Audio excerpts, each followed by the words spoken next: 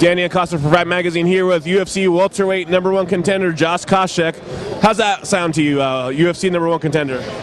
Sounds good, but UFC welterweight champ sounds better. And you're coming off the big win over Paul Daly. How important was it for you to stick to the game plan and play as you did in the fight? As St. Pierre would say, he fights safely. That's pretty much how I fought. You know, I stuck to the coach's game plan. As hard-headed as I am, I finally listened, and I stuck to the game plan and came up with a very conservative, easy win. And, I had a lot riding on this fight, so I had to obviously listen to my coaches, because obviously we had the tough 12 coach and fighting for the St. Pierre for the title. So, I fought a conservative fight. How do you feel about St. Pierre saying that he fights safe? That's kind of bad. He's going to lose a lot of fans like that. I go out there to finish fights and win. Knock guys out, and that's what I'm going to try to do to St. Pierre. Actually, not what I'm going to try. That's what I'm going to do to St. Pierre. I'm going to force him to stand toe to toe with me when we fight, and he better be working on his punching power because he has no punching power. When's the last time you saw George St. Pierre knock somebody out in the UFC? It's been a long time. And, after, Matt Serra knocked him out, you saw George St. Pierre, start his safe fight. He's been fighting safe for a long time, putting on good game plans. But I can guarantee you that I'm going to force George St. Pierre into standing toe-to-toe with me, and I'm going to knock him out. In your last fight with St. Pierre, the wrestling was a big issue. It seemed that you didn't train for that as you should have. So in this fight, is that going to be the deciding factor? Are you going to keep it standing with your wrestling? Yeah, I'm gonna be working my wrestling like crazy, and I'm going to force him to stand me. If he can't take me down, what's he going to do? He's not going to knock me out. So, he better be working with, I heard he's working with Freddie Roach. The last guy that worked with Freddie Roach, I don't even know who that was, but he got knocked out, Yeah, so, so for me, I don't care. What's Freddie Roach going to teach George St. Pierre, in 6 months?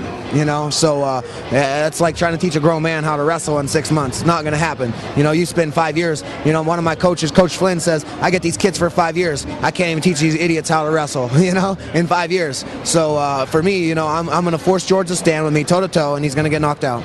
Is it pretty surreal for you going from a contestant on The Ultimate Fighter to being a coach?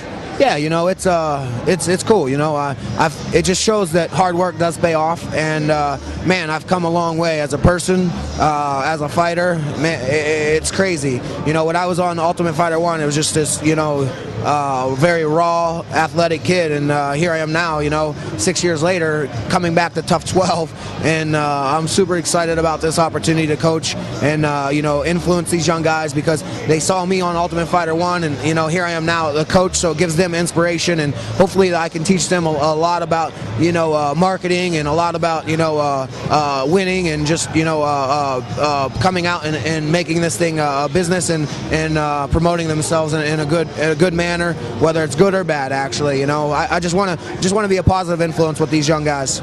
And it's not new for you because you do train people at AKA Fresno, right? Yeah, I do some of the classes when I'm in Fresno, and I get some downtime. I do train AKA Fresno, and man, it's a great experience. I love to be around the kids and teach them and show them the progress of what I've done and just kind of give back to them. Do you feel the difference between you and George St. Pierre is your nastiness because you guys both have comparable skills? Yeah, I think we have comparable skills. We're both athletic. We both have good wrestling. I definitely believe I'm nasty. When I come in there and I hit you, I'm trying to take your head off. I'm trying to put the lights out. And I've had some, after my first knockout in the UFC, it was addicting, man. I was like, holy shit, this is amazing. And, that's what I try to do. I'm going to go in there to this fight, and I'm going to let it hang out, and I'm going to try to knock George St. Pierre out. The last time we talked, you said you wanted to fight 12 times in 2010. You're only going to get to fight twice because of the show. Is that worth it to you to hold out for this? Yeah, my last fight, man, was a tough training camp, and I was in the gym for so long, and my body got very beat up. So this is going to be a great rest for me to heal my body, get my body back, get a lot of therapy, and just recover and teach and coach these guys. And the Tough 12, I can guarantee, is going to be fireworks. I guarantee it's going to be fireworks. Any last words for George St. Pierre or for your fans? Yeah, I just want to say that, I know that Dana, doesn't like me. He said in an interview last week regarding, I'm not a team player and this and that, and kind of, just let it be known that Tough 12 is going to be good, because I'm not happy about that, because I'm a guy that steps up and fights anybody, anytime, any place, and to go on air and on record and say that I'm not a team player, that's BS, man. I'm the guy that steps up and fights anybody, anytime. When they need somebody for short notice, who they call? They call me. And, I'm kind of pissed off about that. So I can guarantee you Tough 12 is going to be a fucking great show. Do you feel that might be the case because you're an AKA fighter? Yeah, that could be the case. And again, any last word for fans? Yeah, fans, at Josh Koscheck on Twitter. Just follow me there. Thanks, Kasha.